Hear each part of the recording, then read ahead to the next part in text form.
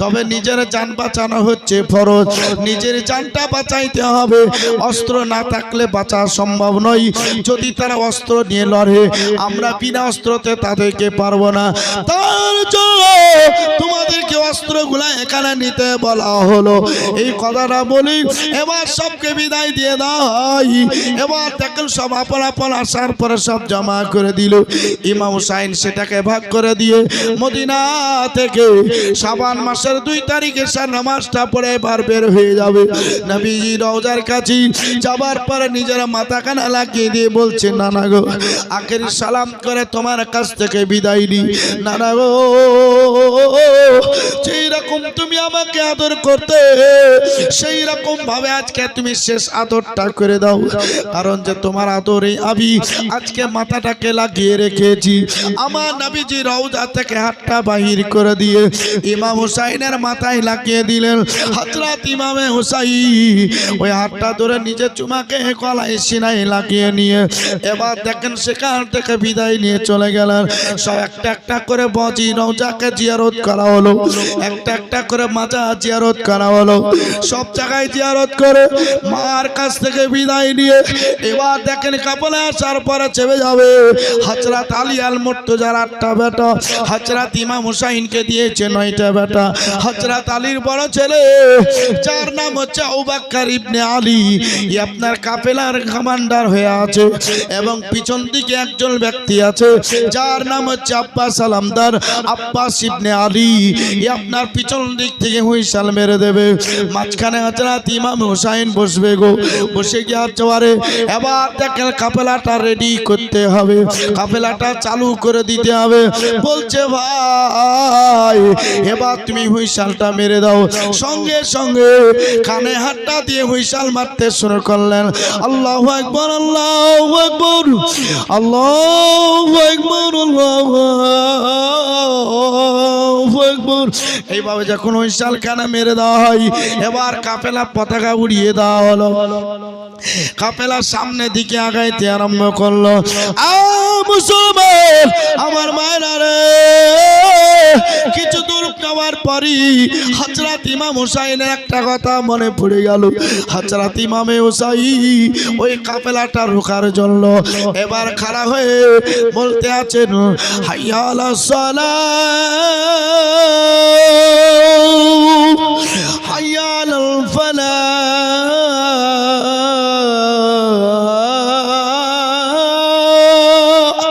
যখনই বাজি বলা সঙ্গে সঙ্গে কাফেলা স্টাফ হয়ে যায়। এবার দাঁড়িয়ে গেল।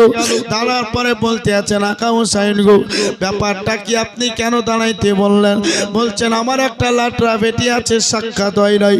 সকালবেলা আব্বা আব্বা করে কাঁদবে রে, সকালবেলায় মা মা করে কাঁদবে।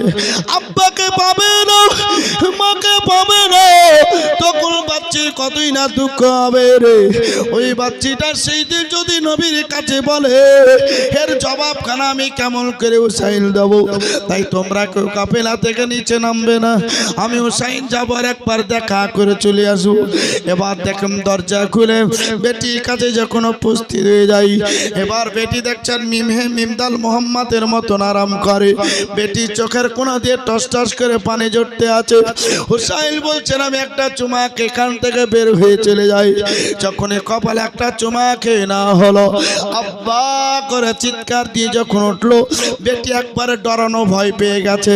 হুসাইন গো একবারে সিনাই লাগিয়ে বলছেন, বেটি রে কিসের জন্য এত চিৎকার দিয়ে উঠলে বলো বলো? বলছে, আব্বা জান, আমি স্বপ্ন দেখতেছিলাম আপনি নাকি আমায় ছেড়ে মদিনা ছেড়ে কোথাও চলে যাচ্ছেন। আপনাকে ডাকলে সারা সপ্তাহ কিছুই করেন না। আব্বা গো, আমি মাকে ডাকতে আছি, মা উত্তর দেয় না। ফুপি জয়নাবকে ডাকতে আছি, সেও কিছুই বলে না। আব্বা গো, বড় ভাই জয়নুল আবেদিনকে ডাকি, এও সারা সপ্তাহ কিছুই করে না। আলী আকবরকে ডাকতে আছি, উত্তর দেয় না। ছোট্ট ছেলে আলী আসগর, একে ডাকলে পারে হা হো করে, কেউ তো কোনো সারা শব্দ করে না। আব্বা গো, সত্যি কি আপনারা সবাই মদিনা ছেড়ে চলে যাচ্ছে? আমায় ছেড়ে কি আপনারা কোথাও চলে যাচ্ছেন গো আব্বা? বলতে আছেন, বেটি রে চিন্তা করো না, ঘাবড়াও না, তবে চলো চলো, আমি মুখে তো বলতে পারি না, শুধুই মাত্র তোমাকে একটু চোখে দেখাই দেব।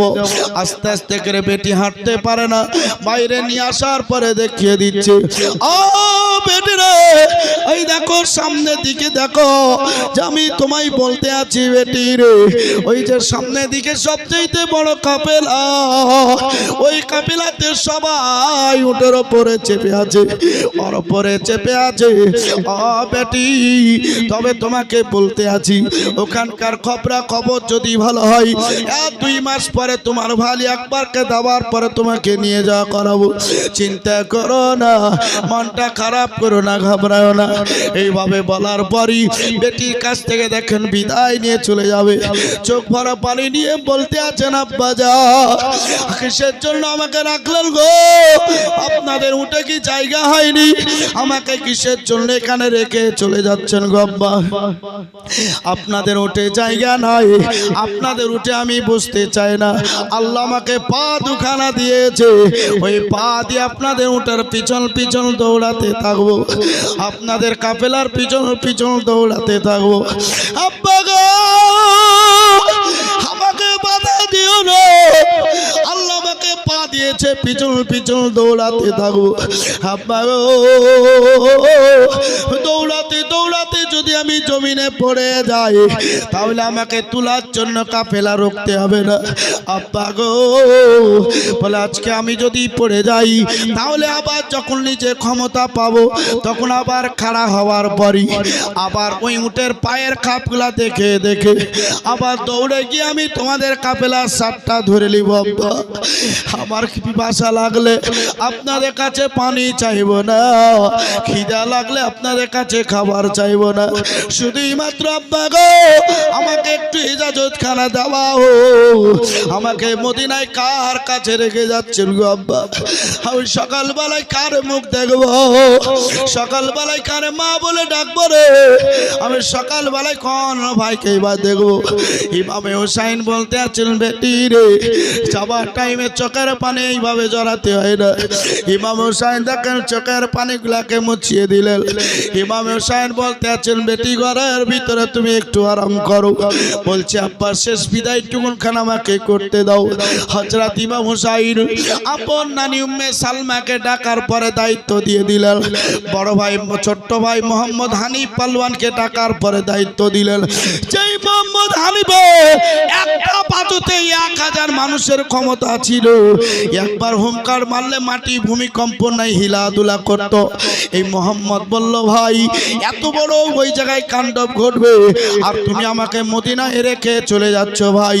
বলছে, আমি তোমার সঙ্গে যেতে চাই, তোমার আগে আমি তাদের সঙ্গে একটু যুদ্ধ করব, আমি তাদের সঙ্গে একটু লড়াই করব, আমি তাদেরকে দেখিয়ে দেব ইসলাম কাকে বলে।